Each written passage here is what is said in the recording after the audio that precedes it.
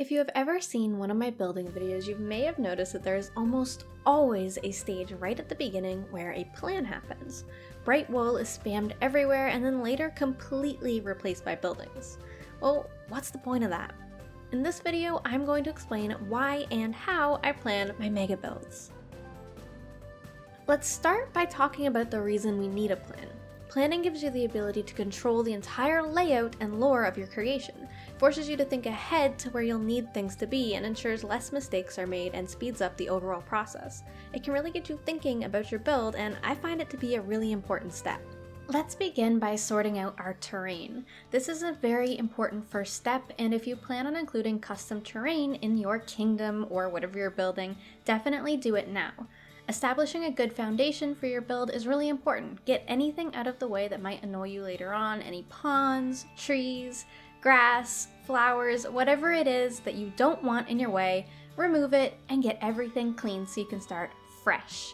This is really important, don't skip this step. Next, we're going to be placing our largest structure. For me, in this kingdom, this is going to be a castle. I start by marking this out in red. I am color coding my wool throughout this, and this is something that I will do when I am doing larger kingdoms, but on smaller ones, I don't always color code.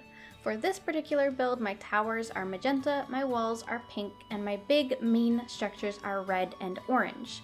For the castle, I'm breaking it up into several different buildings, as you can see here. This is going to help me a lot as I'm building and detailing this castle, as it helps with me breaking up the walls into different areas and establishing lots of different towers throughout the entire area. Then I can start raising up the height so I can tell where my towers are going to go and how it is actually going to look and sit on this cliff. When I go back in to build it a little bit later on, I'll already have my heights established and I'll be able to add roofs in fairly easily. This will make the entire building process just run a lot smoother. The reason that I am establishing a height here rather than just laying out the base is so that from this view I can actually see exactly what's going on. I can work on my line of sight as I'm building all around this mountain throughout the village and see exactly how the view of my castle is going to look from different perspectives. Now that the castle is established, we're going to turn our attention to the background where we are going to create a few lower walls. This is going to, for my kingdom, be again another sort of military area. So I have more walls and more watchtowers marked out, and a big gatehouse that is going to be the main entrance into this sort of castle area. On the inside, I think about a couple of buildings that I might want, and I'm marking out these more important buildings in orange. These could be a barracks, an archery range, maybe a place to keep horses or a place to store things. Here are some examples of buildings that could be important for you to lay around your kingdom. Now, of course, there are a lot more examples than this, especially when you think about all of the different themes in Minecraft that you could be building in. I recommend making a list like this one so that you can reference it later on and remember all of the lovely ideas that you had. Now that you have those ideas, it's time to find space for those in your build. Again, these are my larger builds being marked out in orange. They're going to be like my market areas, my stables, some shops, a bakery, maybe a smokehouse.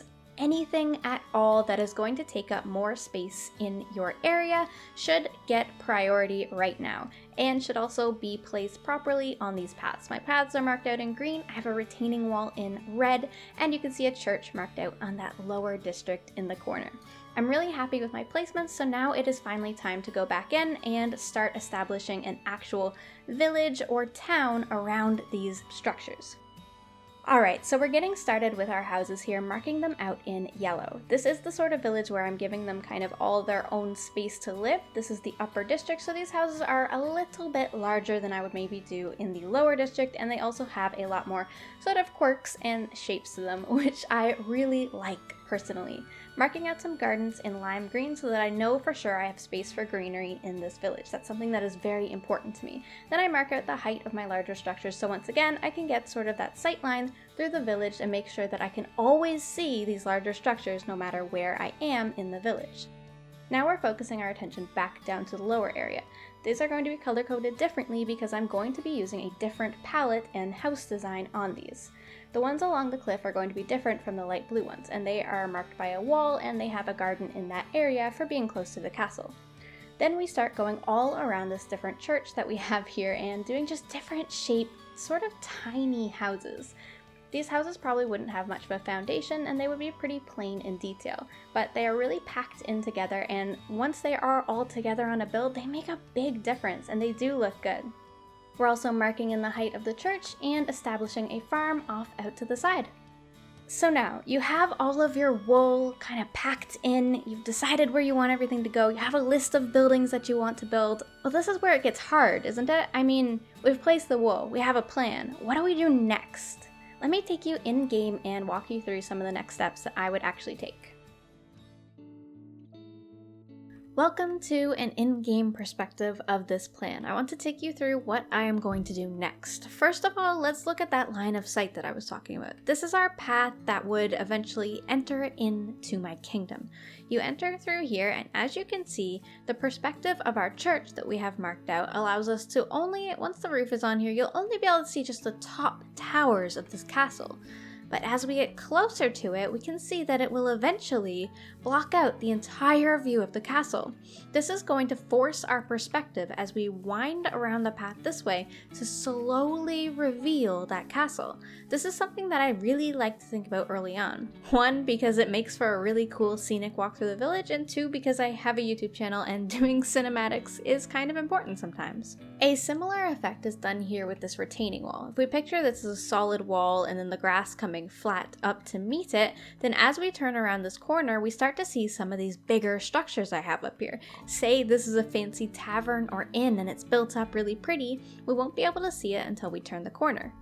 We can also use this to see our line of sight for these important buildings. This is a circle here that would maybe have a fountain or a well, and as we walk down this path or this path here, we'll be able to see which buildings are in our line of sight and which ones are not. Like this building right here is going to completely block that building in there. This is kind of important for you to know as you're building. I feel like it's good information to have, especially if you're wanting to go really in depth with the lore of your kingdom. From here, my next step would be to choose the palette that I would like to work at for my build. So let's do that now together.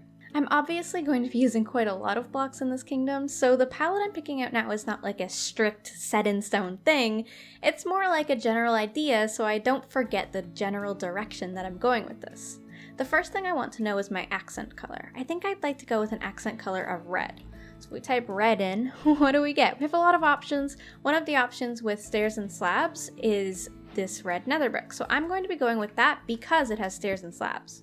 Now let's look at our other red blocks. For example, the red nether wart is a good option, and red wool. If you're not sure how to make a little gradient like this, literally type in red or go through your red stuff, anything that you see at all that is the color red, and pull it all out so that you can get a good look at it and then line it up something like this. Okay, so you have your accent color. Now we need some neutrals. Let's start with the foundations. These bigger structures up here are going to have thick foundations on the bottom. Those are probably going to be out of stone, and luckily for us, Minecraft has quite a lot of stone options. We can go pretty basic here. Andesite and cobble tends to work well. We'll also probably want to use stone brick at some point. I'm not thinking about the castle right now. If I was doing the castle, I would set up a whole separate palette just for the castle. It would include these accent colors, but it would have a lot of extra stuff as well. Right, so there's our foundation. Obviously the stairs and slabs of those are included. Okay, so next up from our foundation is our wall. These accent colors, if you're curious, are going to be what I use on my roof and also any banners or flags that are around. So my wall is pretty plain, and I'm gonna want to keep it that way. I don't want to have like a green wall and then a red roof. That's gonna be too Christmassy, you know? I want neutral here. My personal favorite neutrals are the mushrooms. You could also go with bone or quartz, or any of the planks really work really well. Sandstone works really well.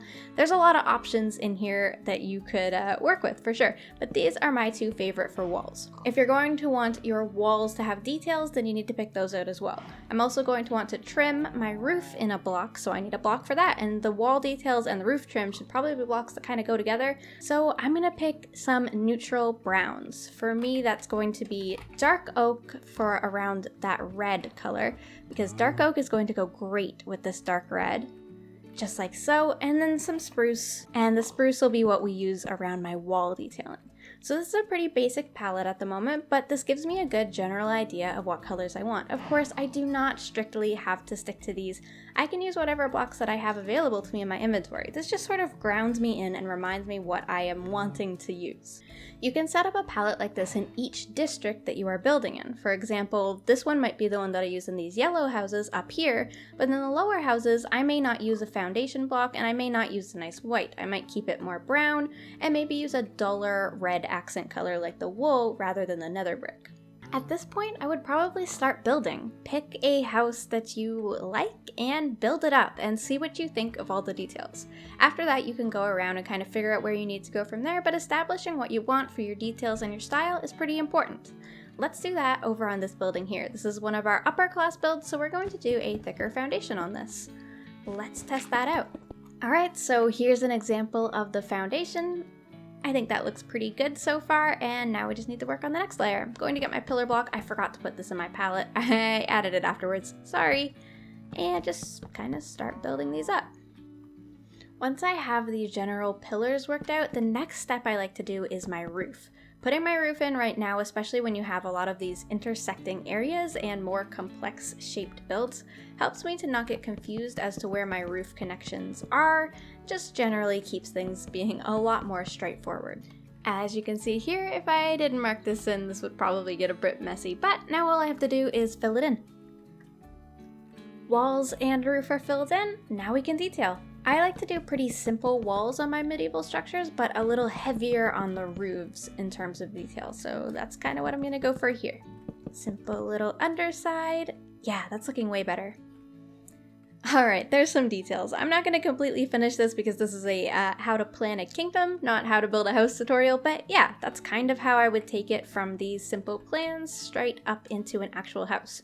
All you would have to do now is do this, but for every single little spot, which is a lot of work, but in the end, when every single house is original and detailed like this one, it'll end up looking amazing, and it'll be so worth it in the end.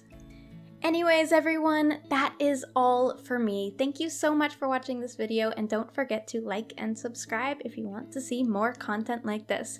I hope that this helped you out planning your mega kingdoms or towns or villages, whatever it is that you're doing. Definitely show me all of your projects. I want to see them. Tag me on Twitter and Instagram or share them in my Discord server. Links down below.